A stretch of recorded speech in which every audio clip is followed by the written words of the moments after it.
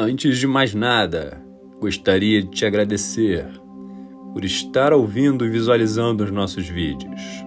Inscreva-se no canal, ative os sininhos para as notificações, curta, comente, compartilhe. Assim você ajuda a espalhar as bênçãos de Deus. Capítulo 3. Fé. Visualizar e acreditar o que vai alcançar o que deseja. O segundo passo para a riqueza. A fé é o químico-chefe da mente.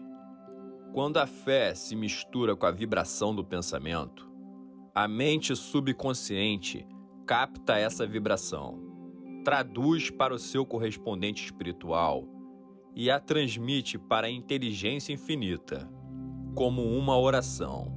As emoções da fé, do amor e do sexo são as mais poderosas de todas as emoções positivas. Quando as três se misturam, tem o efeito de colorir a vibração do pensamento de tal forma que ele imediatamente alcança a mente subconsciente, onde ela se transforma em seu correspondente espiritual, que é a única forma que induz uma resposta da inteligência infinita. O amor e a fé são mediúnicos, ligados ao lado espiritual das pessoas. O sexo é puramente biológico, relacionado apenas ao físico. A mistura ou mescla dessas três emoções tem o efeito de abrir uma linha direta de comunicação entre a mente pensante infinita do homem e a inteligência infinita. Como desenvolver a fé? Agora vamos ver uma afirmação que propiciará uma melhor compreensão da importância que um princípio da autossugestão assume na transformação do desejo em seu equivalente físico ou monetário. A fé é um estado mental que pode ser induzido ou criado pela afirmação ou por instruções repetidas para a mente subconsciente, através do princípio da autossugestão. Para ilustrar isso, pense no propósito pelo qual você está, presumivelmente, lendo este livro. O objetivo é, obviamente, adquirir a capacidade de transformar o impulso intangível do pensamento do desejo em sua contrapartida física, o dinheiro. Seguindo as instruções descritas no capítulo sobre autossugestão e sobre a mente subconsciente, que é o próximo, você poderá convencer a mente subconsciente a acreditar que irá receber o seu pedido e agir de acordo com essa crença. Então, a sua mente subconsciente lhe devolverá o seu desejo na forma de fé, junto de planos bem definidos para realizá-lo. O método pelo qual se desenvolve a fé, onde ela ainda não existe, é extremamente difícil se descrever. Quase tão difícil, aliás, quanto seria descrever a cor vermelha para um cego que nunca viu as cores.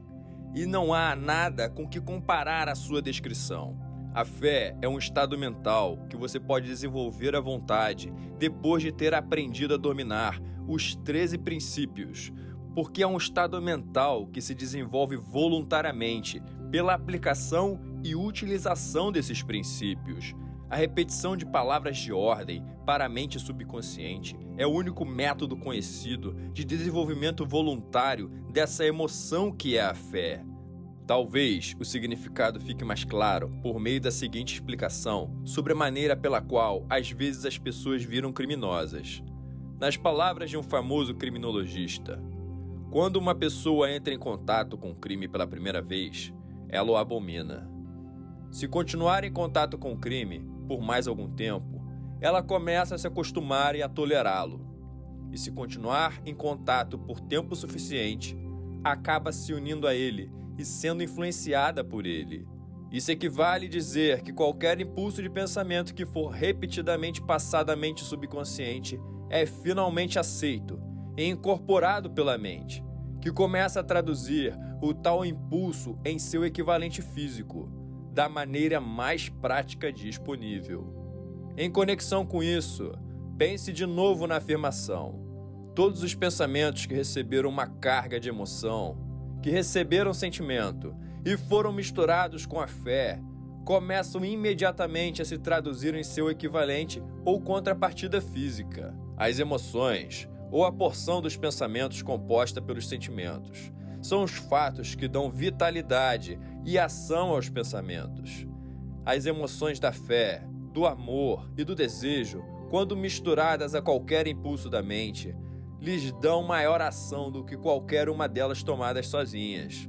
Não só os impulsos do pensamento que foram misturados com a fé, mas também aqueles mesclados a qualquer emoção positiva ou negativa, podem atingir e influenciar a mente subconsciente. A partir dessa afirmação, você poderá compreender que a mente subconsciente irá traduzir, em seu equivalente físico, um pensamento de natureza negativa ou destrutiva com a mesma facilidade que vai agir com aquele de natureza positiva ou construtiva. E isso explica o estranho fenômeno que milhões e milhões de pessoas vivenciam e que chamam de má sorte ou azar. Há milhões de pessoas que acreditam terem sido condenadas à pobreza e ao fracasso por causa de alguma força estranha sobre a qual elas acreditam não ter controle algum. São elas que criam as próprias faltas de sorte, por causa dessas crenças negativas, que são captadas pela mente subconsciente e traduzidas num correspondente físico. Esse é o lugar adequado para sugerir, mais uma vez, que você pode se beneficiar de qualquer desejo que queira ver transformado num equivalente físico ou monetário, ao passá-lo para a mente subconsciente no estado de crença e de esperança de que essa transformação irá realmente se efetivar. A sua crença, ou fé, é o elemento que determina a ação da mente subconsciente. Não tem nada que lhe impeça de tapear a mente subconsciente na hora de lhe passar as instruções pela autossugestão, da mesma maneira como eu tapeei a mente subconsciente do meu filho. Para tornar essa trapaça mais realista, comporte-se exatamente como se já estivesse na posse da coisa concreta, desejada, na hora de acionar a mente subconsciente. A mente subconsciente vai transformar num correspondente físico, pelos meios mais práticos e diretos que estiverem disponíveis, qualquer ordem que receber num estado de fé de que o pedido realmente será cumprido. Evidentemente, já foi dito o suficiente para propiciar um ponto de partida do qual se possa, pela prática e através de experiências, desenvolver a capacidade de misturar a fé com qualquer ordem passada à mente subconsciente. A prática faz a perfeição. Ela jamais poderá vir se alguém apenas ler as instruções. Se é verdade que alguém se torna criminoso se associando com crime, e esse é um fato comprovado, é igualmente verdade que a fé pode ser desenvolvida se sugerirmos voluntariamente à mente consciente que nós temos fé. Afinal, a mente acaba adquirindo a natureza das influências que a dominam. Compreenda essa verdade e vai entender porque é fundamental estimular as emoções positivas como a força dominante da sua mente e desencorajar e eliminar as negativas. Uma mente dominante pelas emoções positivas fornece um repositório favorável para aquele estado mental a que chamamos de fé. Uma mente assim dominada pode, a seu bel prazer, dar instruções à mente subconsciente, que as aceitará, colocando-as em prática imediatamente. A fé como estado mental que pode ser induzido pela autossugestão. Desde o início dos tempos, os religiosos instigaram os seres humanos que lutavam pela vida a ter fé, nesse ou naquele credo ou dogma, mas não se esforçaram em dizer às pessoas como ter fé. Não declararam que a fé é um estado mental que pode ser induzido pela autossugestão, numa linguagem que qualquer ser humano normal pode entender. vamos descrever tudo o que se sabe sobre o princípio pelo qual a fé pode ser desenvolvida onde ela ainda não existe. Tenha fé em si mesmo e fé no infinito. Antes de começar, você deve se lembrar mais uma vez de que a fé é o elixir eterno, que dá vida, poder e ação ao impulso do pensamento. Esta frase deve ser lida 2, 3, 4 vezes. Deve ser lida em voz alta. A fé é o ponto de partida para toda a acumulação de riqueza. A fé é a base de todos os milagres e de todos os mistérios que não podem ser analisados pelas leis da ciência. A fé é o único antídoto conhecido para o fracasso. A fé é o elemento químico que, quando misturado às orações, dá a alguém a comunicação direta com a inteligência infinita. A fé é o elemento que transforma a vibração ordinária do pensamento, criada pela mente finita do homem, no equivalente espiritual. A fé é a única agência pela qual a força cósmica da inteligência infinita pode ser explorada e utilizada pelo homem. Todas essas frases podem ser provadas. A prova é simples e facilmente demonstrável. Ela vem envolta no princípio da autossugestão. Portanto, concentremos nossa atenção no tema da autossugestão. Vamos descobrir o que ela é e o que é capaz de fazer. É fato bem conhecido que, no fim das contas, acabamos por acreditar naquilo que ficamos repetindo para nós mesmos, independentemente da afirmação ser verdadeira ou falsa. Se uma pessoa fica repetindo uma mentira inúmeras vezes, ela vai acabar por aceitá-la como verdade. Mais do que isso, vai acreditar que a mentira é verdade. Toda pessoa é o que é por causa dos pensamentos dominantes que ela permite que ocupem a sua mente. Pensamentos que a pessoa, por vontade própria, embute na mente e incentiva até mesmo com simpatia, e com os quais ela mistura uma ou mais emoções, constituem as forças motivadoras que controlam diretamente todos os seus atos, movimentos e ações. E aqui vai uma verdade muito significativa. Pensamentos que são misturados com qualquer emoção constituem uma força magnética que atrai, pela vibração no éter, outros pensamentos semelhantes ou relacionados. Um pensamento que é assim magnetizado pela emoção pode ser comparado a uma semente que, quando plantada em solo fértil, germina, cresce e se multiplica repetidamente, até que o que antes era apenas uma sementinha se torna então milhões de sementes do mesmo gênero. O éter é uma grande massa cósmica de forças vibratórias eternas. Ele se constitui tanto de vibrações destrutivas quanto de construtivas. O tempo todo ele transporta as vibrações do medo, da pobreza, da doença, do fracasso e da tristeza. E também as vibrações da prosperidade, da saúde, do sucesso e da felicidade, com a mesma certeza que carrega o som de centenas de arranjos musicais e centenas de vozes humanas, todas mantendo a própria individualidade e identidade pelas ondas do rádio. Esse grande armazém que é o éter, a mente humana está constantemente atraindo vibrações que se harmonizam com o que a domina. Qualquer pensamento, ideia, plano e objetivo que alguém mantém na cabeça atrai, pelas vibrações do éter, uma série de outros semelhantes, somando esses pensamentos afins à sua própria força e crescendo até se tornarem os mestres motivadores e dominantes da pessoa que os guardou na mente. Agora, voltemos ao ponto de partida e nos informemos com a semente original de uma ideia, plano ou objetivo. Agora, voltemos ao ponto de partida e nos informemos como a semente original de uma ideia, plano ou objetivo pode ser implantado na mente. Essa é uma informação bem simples. Qualquer ideia, plano ou objetivo pode ser implantado na cabeça através da repetição dos pensamentos. É por isso que eu pedi que você declarasse por escrito seu maior objetivo ou o alvo principal definido.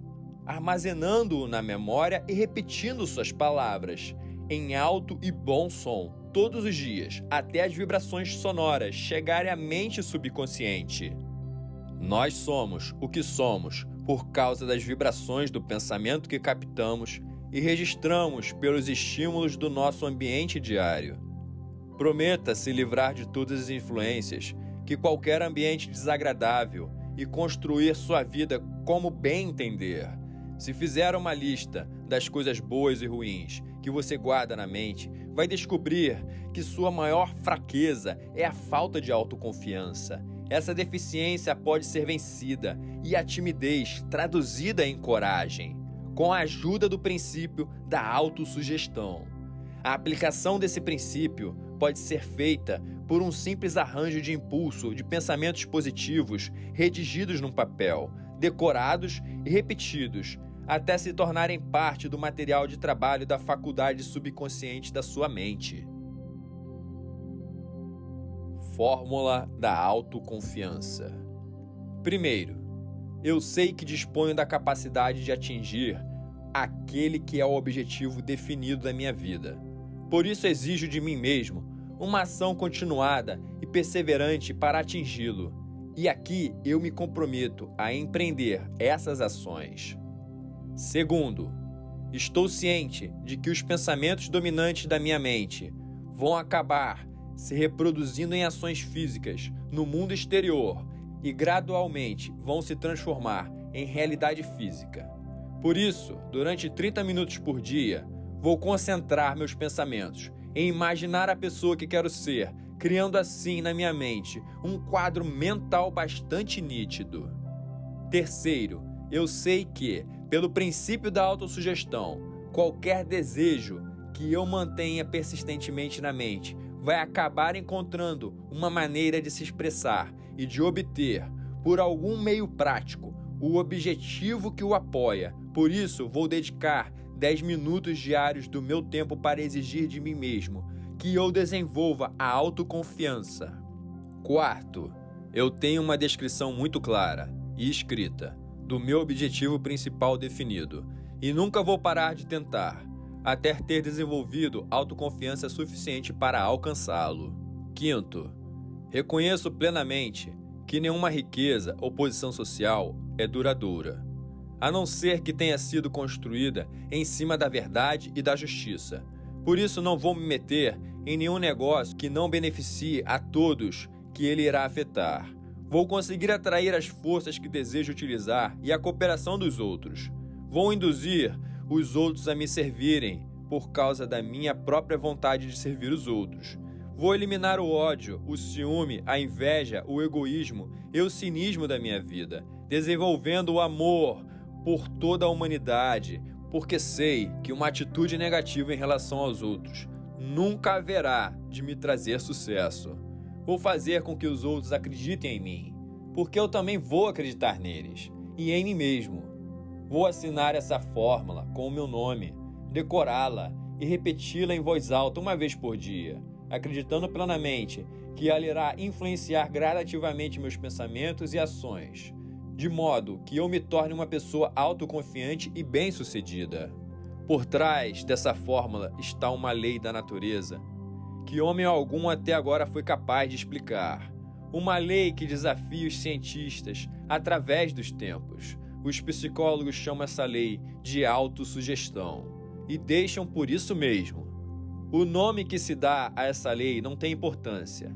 O importante é que ela funciona pela glória e pelo sucesso da humanidade, se utilizada construtivamente. Por outro lado, se o uso for destrutivo, ela trará ruína com a mesma facilidade. Nessa afirmação, podemos encontrar uma verdade muito significativa. Aqueles que se afundam nas derrotas e terminam a vida pobres, tristes e se lamentando obtêm esse resultado por causa da aplicação negativa do princípio da autossugestão. A causa pode ser encontrada no fato de que todos os impulsos de pensamento têm a tendência de se vestir com o equivalente físico.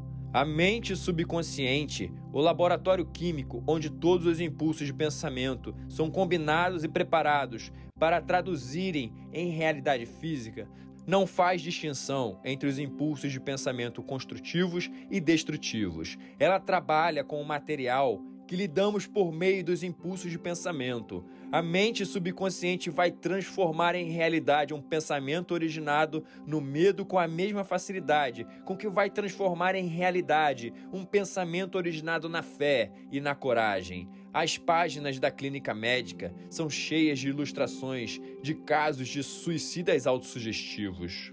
Uma pessoa pode cometer suicídio por meio de autossugestões negativas, tanto quanto de qualquer outra maneira. Numa cidade do meio-oeste americano, um alto funcionário de banco chamado Joseph Grant pegou emprestado uma vasta quantia do dinheiro da instituição, sem autorização da diretoria, e perdeu tudo no jogo. Certa tarde, o auditor do banco chegou para apurar as contas. Grant saiu do banco, alugou um quarto de um hotel na cidade, e quando o encontraram 3 dias depois, ele estava deitado na cama, chorando e gemendo, repetindo inúmeras vezes as palavras: "Meu Deus, isso vai acabar me matando. Eu não consigo aguentar essa vergonha." Pouco depois, estava morto. Os médicos disseram que foi um caso de suicídio mental. Assim como a eletricidade faz girar as rodas da indústria e presta um serviço útil, se utilizada de maneira construtiva, ou pode destruir a vida, se usada de maneira destrutiva, assim também a lei da autossugestão pode lhe levar à paz e à prosperidade, ou pode lhe fazer afundar num vale de tristeza, fracassos e até na morte, dependendo do quanto você a compreende e põe em prática. Se encher sua cabeça de medo, dúvidas e não acreditar na sua capacidade de conectar e utilizar as forças da inteligência infinita, a lei da autossugestão vai pegar esse espírito de desesperança e utilizá-lo como padrão pelo qual sua mente subconsciente vai traduzi-lo no equivalente físico. Essa afirmação é tão verdadeira quanto 2 mais 2 é igual a 4. Como o vento que leva um barco para o ocidente e outro para o oriente, a lei da sugestão irá erguê-lo às alturas ou derrubá-lo. Depende de como você encher as velas do seu pensamento. A lei da autossugestão, pela qual qualquer pessoa pode atingir realizações de tal tamanho que chegam a desafiar a imaginação, é descrita nos seguintes versos: se você pensa que será derrotado, então será derrotado. Se você pensa que é melhor não fazer, não fará. Se você gosta de ganhar, mas acha que não dá, é quase certo que não irá ganhar. Se pensa que vai perder, já está perdido. Porque no mundo, nós descobrimos que o sucesso começa pela vontade de uma pessoa. É tudo um estado mental. Se pensa que está por baixo, já está. É preciso pensar grande para se erguer. É preciso confiar em si mesmo antes de ganhar qualquer prêmio. As batalhas da vida nem sempre são ganhas pelo mais forte ou pelo mais rápido. Mais cedo ou mais tarde, aquele que vence é aquele que pensa: eu vou conseguir. Observe as palavras em itálico e verá o significado profundo que o poeta tinha em mente. Em algum lugar da sua constituição, talvez nas células do cérebro, está adormecida a semente da realização, que, se for despertada e posta em ação, lhe alçará a alturas que você jamais pensou em atingir. Assim como um músico de primeira linha consegue extrair os mais belos acordes de um violino, você também pode despertar o gênio que jaz adormecido em seu cérebro e fazer com que ele lhe guie na direção de qualquer meta que deseje atingir.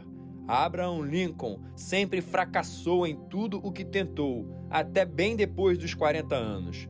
Era um João Ninguém, de lugar nenhum, quando uma grande experiência aconteceu em sua vida e despertou o gênio que estava adormecido, no coração e no cérebro, dando ao mundo um de seus grandes homens. Essa experiência veio misturada às emoções da tristeza e do amor. Chegou pelas mãos de Anne Rutledge, a única mulher que ele realmente amou. É fato conhecido que a emoção do amor anda muito junto do estado mental chamado de fé, pela simples razão de que o amor sempre está muito perto de transformar os impulsos de pensamentos em seu equivalente espiritual. Durante o meu trabalho de pesquisa, descobri, a partir da análise da vida, do trabalho e das realizações de centenas de homens extraordinários, que havia a influência de uma mulher por trás de quase todos eles. A emoção do amor no coração e no cérebro dos homens cria um campo favorável à atração magnética que causa um fluxo de vibrações mais altas e mais finas que flutuam no éter. Se quiser uma prova do poder da fé, estude as realizações das pessoas que a empregaram. No alto da lista vem o Nazareno. O cristianismo é a maior força que influencia a mente das pessoas. A base do cristianismo é a fé. Independente do quanto as pessoas o tenham pervertido ou interpretado mal, o significado dessa grande força, independente de quantos credos e dogmas tenham sido criados em seu nome, sem refletir os seus ensinamentos. O ponto principal dos ensinamentos e das realizações de Cristo, que costumam ser interpretados como milagres, não é nada mais, nada menos do que a fé. Se algum fenômeno puder ser chamado de milagre, é produzido apenas pelo estado mental chamado de fé. Alguns professores de religião e muitos dos que se chamam cristãos não compreendem nem praticam a fé. Pensemos no poder da fé do jeito que agora tem sido demonstrado por um homem conhecido em toda a civilização, Mahatma Gandhi, da Índia. Nesse homem, o mundo tem um dos exemplos mais extraordinários das possibilidades da fé. Gandhi tem mais poder potencial do que qualquer outra pessoa no mundo. E isso sem contar com nenhuma das ferramentas ortodoxas de poder, como dinheiro, navios de guerra, soldados e material bélico. Gandhi não tem dinheiro, não tem casa, não tem sequer um terno, mas tem poder. De onde ele extrai esse poder? Ele o cria a partir da compreensão do princípio da fé e pela sua capacidade de transplantar essa fé para a mente de 200 milhões de pessoas. Gandhi conseguiu, por meio da influência da fé, aquilo que o maior poder militar da Terra não conseguiu e jamais vai conseguir com soldados e equipamento militar. Ele conseguiu o feito inacreditável de influenciar 200 milhões de pessoas a se unirem e marcharem em uníssono como uma única mente. Que outra força na Terra, que não a fé, poderia conseguir isso? Ainda vai chegar o dia em que patrões e empregados vão descobrir as possibilidades da fé. Esse dia está chegando. O mundo inteiro teve amplas oportunidades, durante a recente depressão econômica, de testemunhar o que a falta de fé consegue fazer com os negócios. É claro que a civilização já produziu um número suficiente de pessoas inteligentes para fazer o uso da grande lição que a depressão trouxe. Durante a depressão, o mundo teve provas cabais de que o medo generalizado paralisa as máquinas das fábricas e os negócios em geral. Dessa experiência vão surgir líderes na indústria e no comércio que vão lucrar dando o mesmo exemplo que Gandhi deu ao mundo e vão ampliar aos negócios as mesmas táticas que ele usou para gerar o maior número de seguidores de que se tem notícia. Esses líderes vão surgir de homens desconhecidos que agora trabalham nas siderúrgicas, nas minas de carvão, na indústria automobilística e nas pequenas cidades dos Estados Unidos. Que ninguém se engane, as empresas vão passar por mudanças. Os métodos do passado, baseados nos vetores econômicos da força bruta e do medo, vão ser substituídos por melhores práticas de fé e cooperação. Aqueles que trabalham bem vão receber mais do que salário, vão receber dividendos das empresas, tanto quanto os que fornecem o capital, mas primeiro vão ter que dar mais aos empregadores e parar de fazer picuinhas e barganhar pela força, à custa do público. Eles precisam conquistar o direito de ganhar dividendos. Além do mais, e isso é o mais importante de tudo, elas vão ser comandadas por líderes que compreendem e aplicam os princípios empregados por Mahatma Gandhi. É somente dessa maneira que os líderes vão obter dos comandados o espírito de completa cooperação que constitui a forma mais poderosa e duradoura de poder. A magnífica era das máquinas em que vivemos e que só está começando tirou a alma das pessoas. Os líderes passaram a comandar os homens como se fossem peças frias de maquinaria. Foram obrigados a fazer isso por operários que barganharam, à custa de todos os envolvidos, a receber e não a dar. A palavra de ordem no futuro vai ser a felicidade humana. E quando esse estado mental for atingido, a produção vai cuidar de si mesma, com mais eficiência do que qualquer coisa que tenha sido obtida sem que os homens misturem a fé e o interesse pessoal com o trabalho. Por causa da necessidade de fé e cooperação para operar uma loja ou uma fábrica, vai ser interessante e lucrativo analisar um evento que fornece excelente compreensão do método pelo qual industriais e comerciantes acumulam vastas fortunas ao dar antes que possam receber. O acontecimento escolhido como ilustração remonta o ano de 1900, quando a United States Steel Corporation estava em formação. Ao ler essa história, lembre-se dos fatos fundamentais e vai entender como é que as ideias se convertem em grandes fortunas. Em primeiro lugar, a enorme United States Steel Corporation nasceu na mente de Charles M. Schwab, na forma de uma ideia que ele gerou na imaginação. Em segundo lugar, ele botou fé nessa ideia. Em terceiro, ele formou um plano para transformar a ideia numa realidade física e financeira. Em quarto, colocou o plano em prática, fazendo um famoso discurso no Universe Club. Quinto, ele aplicou e deu seguimento ao plano com persistência e o apoiou numa decisão firme de vê-lo se transformar em realidade. Sexto, ele preparou o caminho para o sucesso, mediante um desejo ardente de ser bem-sucedido. Se você é uma daquelas pessoas que sempre se perguntam como é que as grandes fortunas são acumuladas, a história da criação da United States Steel Corporation vai ser muito esclarecedora. Se duvida que as pessoas podem pensar em enriquecer, essa história vai dissipar suas dúvidas, porque você vai poder ver claramente na história da United States Steel, da maioria dos 13 princípios que esse livro descreve. A impressionante descrição do poder de uma ideia foi narrada drasticamente por John Lowe no New York World Telegram, que reproduzimos aqui com sua permissão. Um belo discurso para agariar $1 bilhão.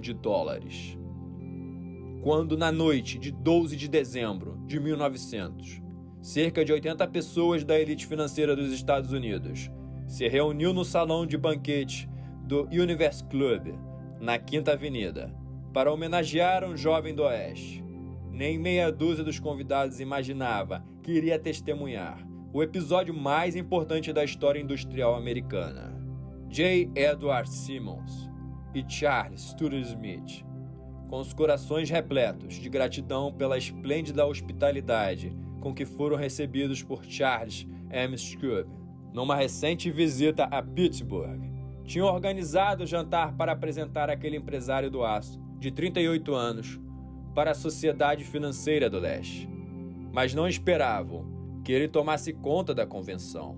Aliás, tinham até lhe alertado que os ilustres corpos dentro das camisas empoladas de Nova York não responderiam bem ao discurso e que, se não quisesse aborrecer os Stillmans, os Harrisons e os Vanderbilts, era melhor que se limitasse a uns 15 ou 20 minutos de palavras educadas e vazias e que ficasse só nisso.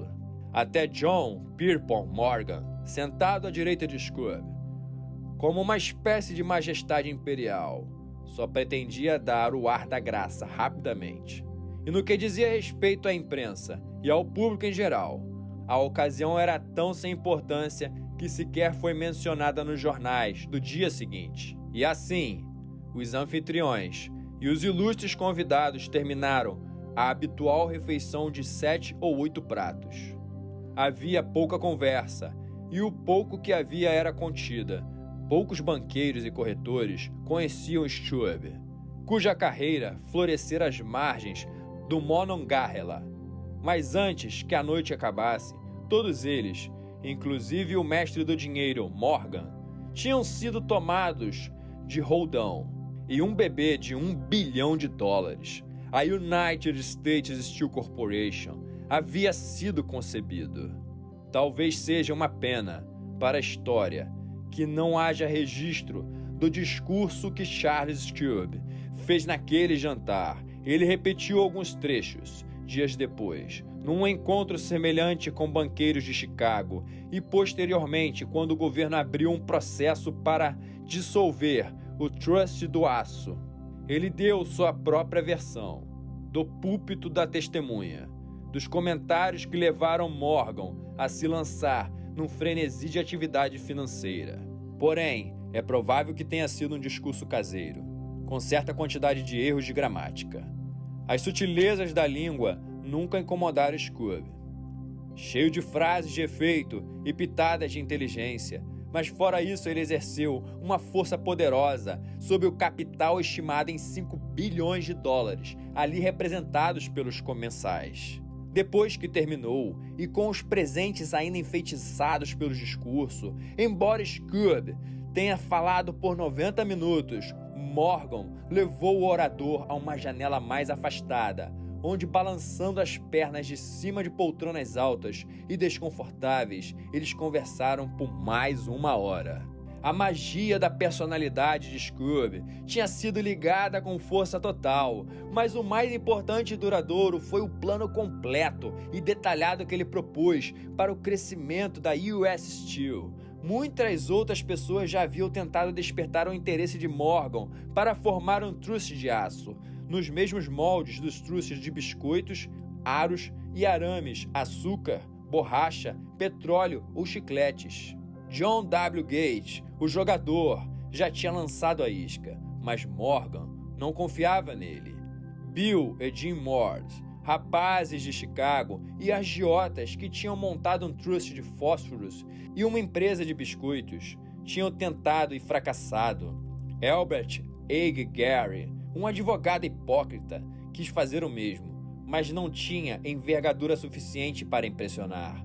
A oratória de Schwab alcançou J.P. Morgan às alturas de onde ele poderia vislumbrar os resultados sólidos do mais ousado empreendimento financeiro que já havia concebido. Mas antes, o projeto sempre fora visto como um sonho delirante, típico de pessoas que querem ganhar dinheiro rápido. O magnetismo financeiro, que na geração passada começara a atrair milhares de empresas pequenas e às vezes mal administradas, de modo a formar conglomerados que diminuíssem a concorrência, tinha se tornado viável no mundo do aço, graças aos artifícios de um jovial pirata dos negócios chamado John W. Gates. Ele já tinha formado a American Steel and Wire Company a partir de uma série de empresas menores e, juntamente com Morgan, criara a Federal Steel Company, a National Tube e a American Bridge. Eram mais 2 empresas de Morgan, e os irmãos Moore tinham saído dos negócios dos fósforos e dos biscoitos para formar o grupo American, Tin Plate, Steel Hope, Shell Steel e a National Steel Company. Mas ao lado do gigantesco trust vertical de Andrew Carnegie, que pertencia e era administrado por 53 sócios, esses arranjos menores não passavam de picuinha. Podiam se juntar o quanto quisessem, mas todos eles juntos não podiam tirar um naco das empresas de Carnegie, e Morgan sabia disso. O velho e excêntrico escocês também sabia da gloriosa grandeza do Skibo Castle. Ele via, às vezes divertindo-se, às vezes ressentindo, as tentativas das empresas menores de Morgan de conquistar uma parte dos negócios dele. Quando essas iniciativas ficaram ousadas demais, a calma de Carnegie acabou se transformando em raiva e retaliação. Ele decidiu copiar cada indústria que seus rivais possuíam. Até aqui, ele nunca se interessava por arames, canos, aros ou chapas de metal. Muito pelo contrário, ficava feliz em vender o aço bruto para empresas e deixar que elas o forjassem do jeito que bem entendessem. Agora, com Schwab como seu primeiro e competente braço direito, ele planejava encurralar seus inimigos contra a parede. Pois foi assim que no discurso de Charles M. Schwab, Morgan viu a resposta para o problema dos conglomerados. Um trust sem Kearns, o maior de todos os gigantes, não seria um trust de verdade, e sim um pudim de ameixa. Como disse um escritor, sem as ameixas. O discurso de Schwab, na noite de 12 de dezembro de 1900, sem dúvida, fez a conclusão, embora não a promessa, de que o grande império de Kearns poderia ser levado para baixo da tenda de Morgan. Ele falou do futuro que o aço teria no mundo, da reorganização que traria mais eficiência, da especialização, do desaparecimento das fábricas mal administradas e da concentração dos esforços naquelas que eram bem gerenciadas, da economia no transporte de minério de ferro, da economia de despesas gerais e administrativas, da captura dos mercados estrangeiros. Mais do que isso, ele disse aos aventureiros ali entre eles onde é que estavam os erros da pirataria a qual haviam se acostumado. O objetivo deles, sentenciou, era o de querer criar monopólios, aumentar os preços e se remunerarem com os gordos dividendos por esse privilégio. Schwab condenou esse sistema de maneira mais veemente.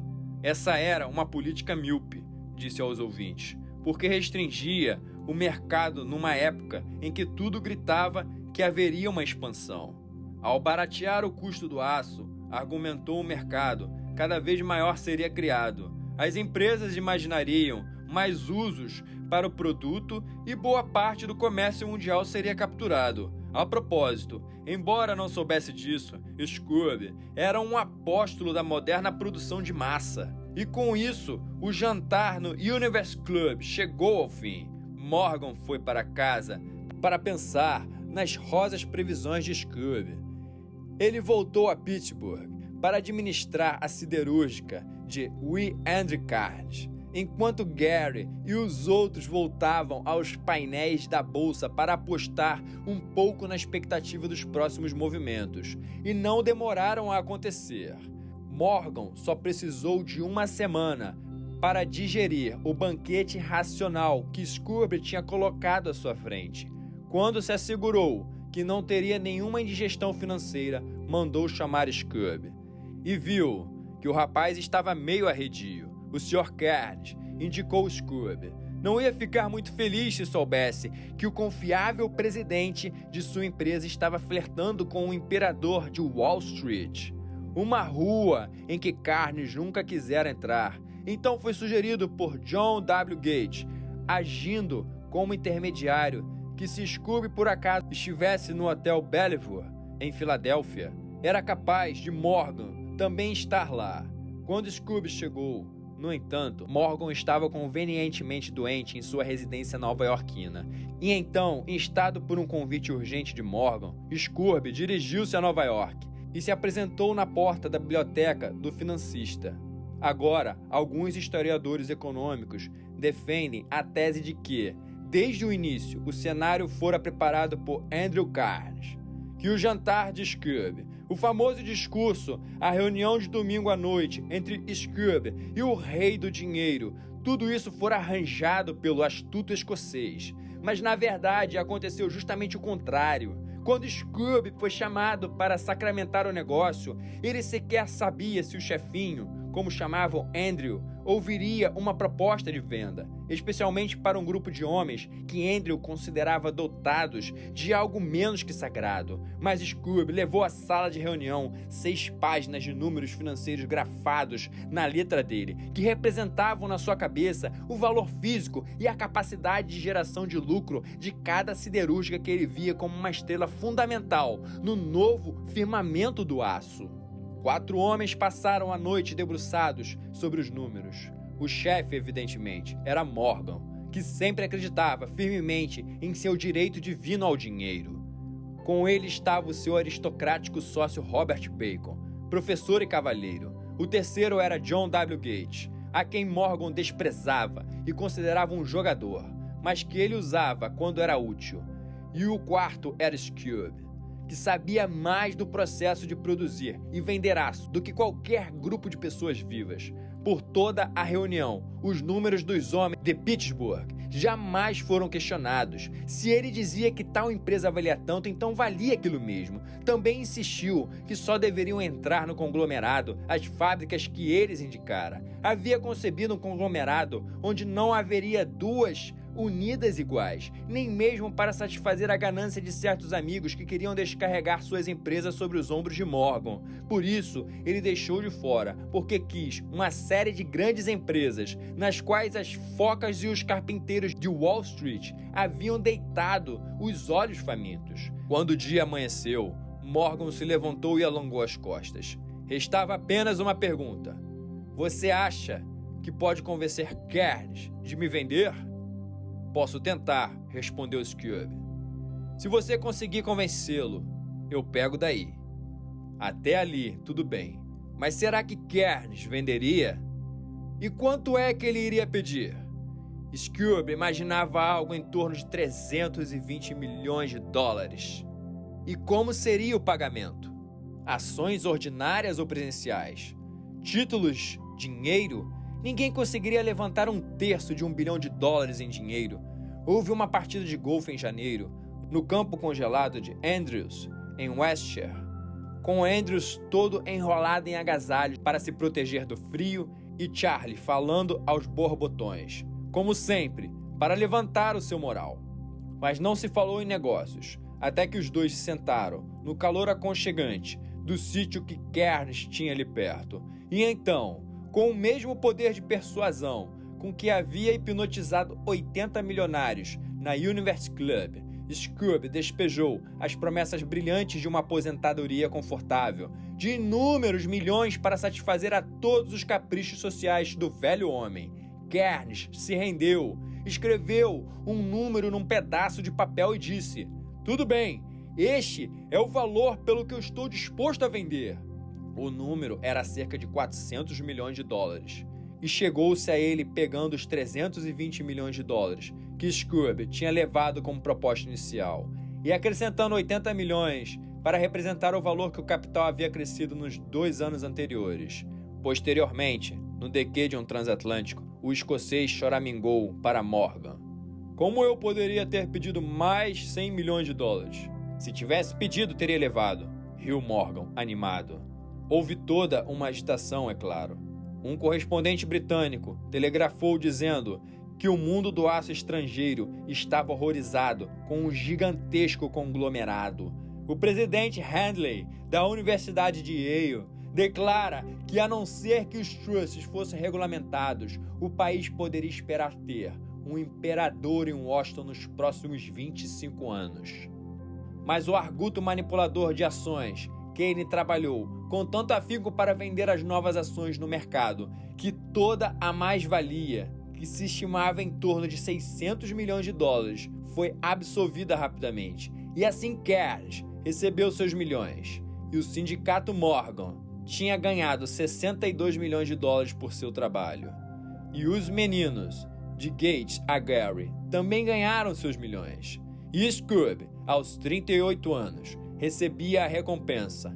Virou o presidente da nova empresa e continuou no comando até 1930. A história dramática do grande negócio que você acabou de acompanhar foi incluída neste livro, porque é uma ilustração perfeita do método pelo qual o desejo pode ser transformado num equivalente físico. Imagino que alguns leitores vão questionar essa afirmação, que um simples desejo intangível possa se converter num equivalente físico. Sem dúvida, alguns vão dizer, não se pode converter um nada em alguma coisa. A resposta é a história da United States Steel. Essa organização gigantesca foi criada na mente de um único homem. O plano pelo qual a organização conseguiu as siderúrgicas que lhe dariam estabilidade financeira foi concebido na mente do mesmo homem. Sua fé, seu desejo, sua imaginação e perseverança foram os verdadeiros ingredientes por trás da United States Steel.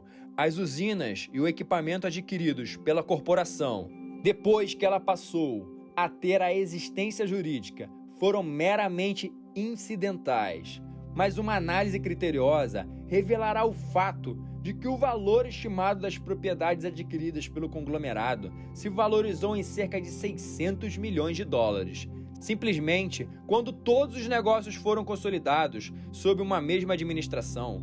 Colocando de outra maneira, a ideia de Charles M. Schwab, com a fé que ele transmitiu às mentes de J.P. Morgan e aos demais, foram vendidas ao mercado com um lucro de cerca de 600 milhões de dólares.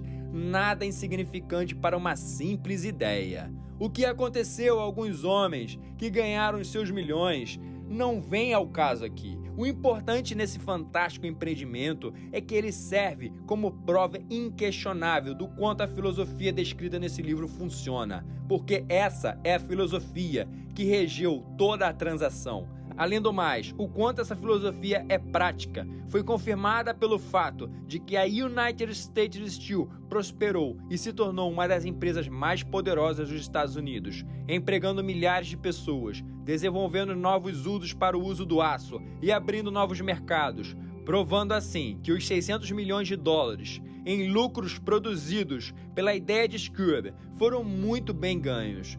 Toda a riqueza começa na forma de um pensamento. A quantia só é limitada pela cabeça da pessoa que põe esse pensamento em ação. A fé remove as limitações. Lembre-se disso quando estiver pronto para negociar com a vida o que você vier a pedir, como o preço de passar por ela. Lembre-se também de que o homem que criou a United States Steel Corporation era praticamente um desconhecido na época. Não passava de um empregado devotado de Andrew Carnegie até dar à luz a sua famosa ideia. Depois disso, ele logo se levantou a uma posição de poder, fama e riqueza.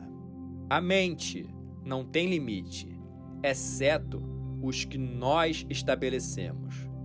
Tanto a pobreza quanto a riqueza são resultados do pensamento. Trecho do livro Pense e Enriqueça, de Napoleão Hill. Capítulo 3. Fé.